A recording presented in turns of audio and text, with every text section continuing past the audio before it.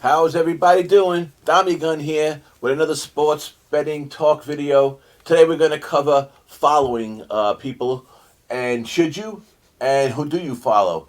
So it's a topic that obviously it's growing and growing and growing, and a lot of people are all vying for those new customers out there, and trying to get everybody to follow them. Everybody thinks they can get rich on YouTube, so.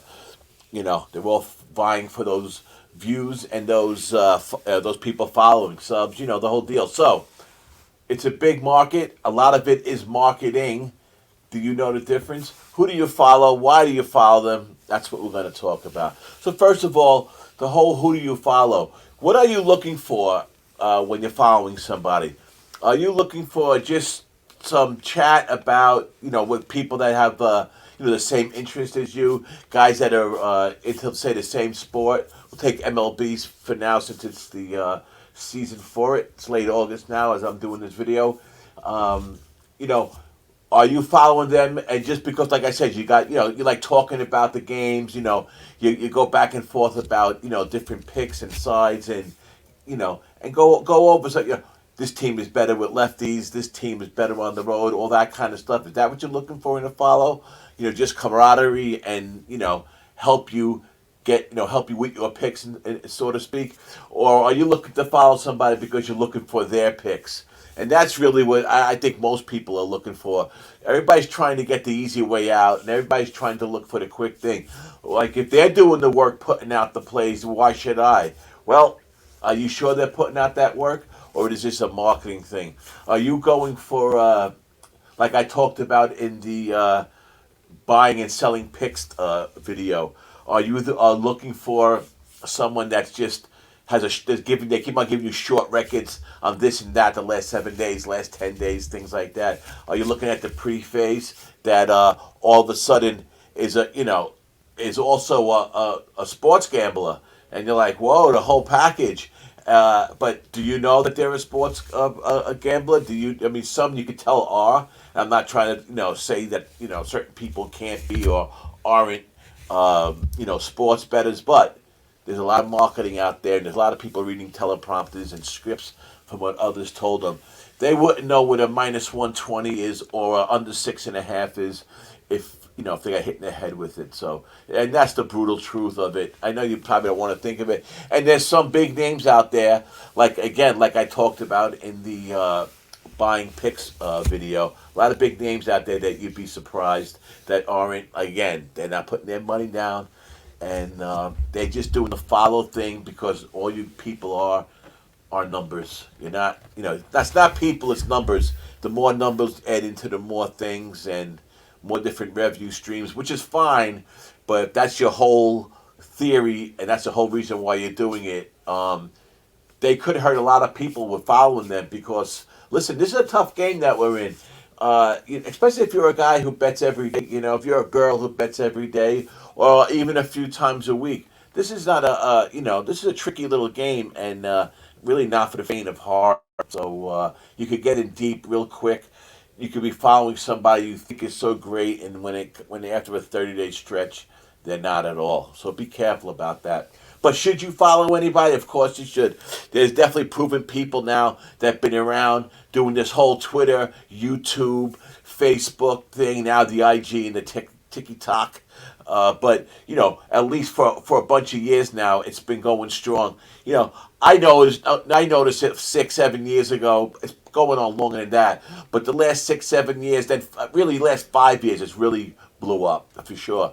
And during COVID, a lot of people, had nothing to do. So I really think it even grew a little more during COVID, even though those shows and stuff weren't on. People were clamoring for content and for sports. So in a weird way, it kept it going until everything stopped and they got back on.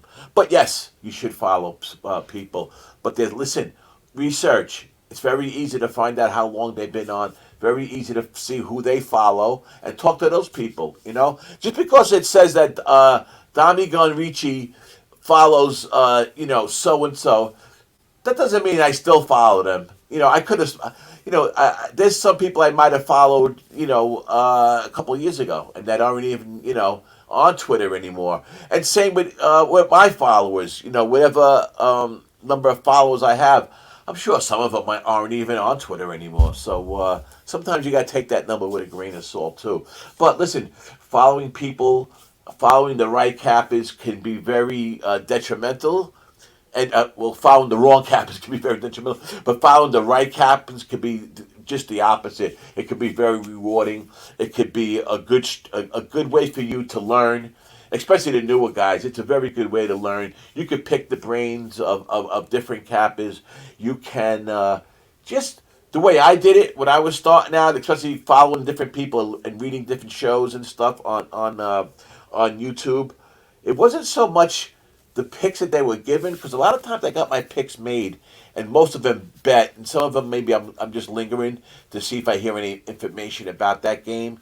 But most of my picks are in, but I want to hear what they had to say about the picks, and I want to hear what they have to say about the picks that they are giving out, because I could always pick out little things on how they look at things and the angle they're going on, and decipher that. Our friend Jimmy the Bag is very good at that.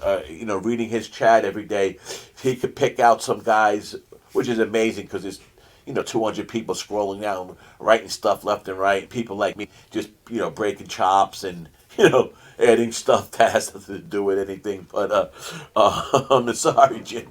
But he's good at that, deciphering what angles people are on and how, their thought process. And that's something that I really picked up on, and that's something I do well, and I've continued to do well. So, what that really leads me into is something else that I was taught, don't ever say you can't teach an old dog new tricks, right? Capping the cappers, it's a phrase that our friend DJ Big Boss said. First time I heard it was from him, and it's so true. Capping the cappers, we're all handicappers. We're out there every day. Our names are out, daily. If it's not my name, it's one of the, the list goes on, right? So there's nothing wrong with trying to get into that group of cappers and keep on following them, and then send a DM, ask some questions. Anyone's welcome to always send me any kind of any question, any DM. Sometimes I'm pretty bad at it, and it takes me a little bit to get to them sometimes. But and thankfully, I have a lot lately to actually read. So I'm kind of thankful for that. But and I could do a better job. But anyhow, you guys, any questions you have, be free to ask. And if I don't know, I'll find out, because one thing about me, I made sure I'm in the middle of this network of very good handicappers. Some better than others, at others of different sports, and some just generally all around.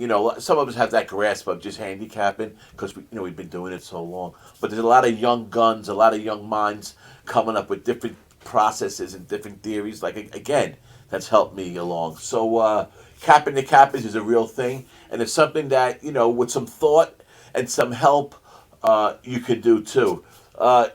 I've mentioned it a little bit on my last video. I have a couple more videos coming up, and I'll mention it again in this video. Eventually, hopefully by, let's say, the middle of the NFL season, I'll have a list. I'll comprise some kind of list about different cappies that I really feel would help you if you follow them, the sports they're best on, of course, where you can find them, if they do have a service, how much they charge. So there's people I need to talk to and see if they want to be involved. If I could use their name, it's advertising really, so it can't hurt anybody. But I'm putting something together. I have a guy who's actually a journalist, and he's going to help me on the side put stuff together. So there'll be a little slight charge, but nothing much. But it'll be something put together that'll have a bunch of different information for everybody, and I think it will help out a lot of people in handicapping. And then we're going to get into how to handicap, how we cap games, different theories, different processes, some spreadsheets from different people, how that works. Models, should you model or shouldn't you model? I heard a great discussion about that on another show a couple of weeks ago. Matter of fact, The guy's name is Gil Alexander. I'm sure a lot of you've heard of him. He's been around for a while. He's one of the VSiN guys, and he had a show about modeling and or not modeling, and it was a good discussion. You know, a lot of guys use the models and they just stick to that, but a lot of guys, you know, don't use it and they are successful also. So we'll hit on that subject too. A lot of subjects to talk about handicapping. We'll deep dive into actual handicapping too. We're gonna keep this going. Hopefully, after a good bank of videos are out together, it'll be something that could help a lot of new captains coming out. We got a lot of plans coming up. I have a lot of plans coming to do with handicapping and to do with from coaching to buying plays to having some kind of handicapping convention like was done 4 or 5 years ago. So there's a lot of things, a lot of plans in the works. So we'll be little by little we'll be hitting on them. So stay tuned, and I will see you again. This is Dommy Gun, Sports Betting Talk.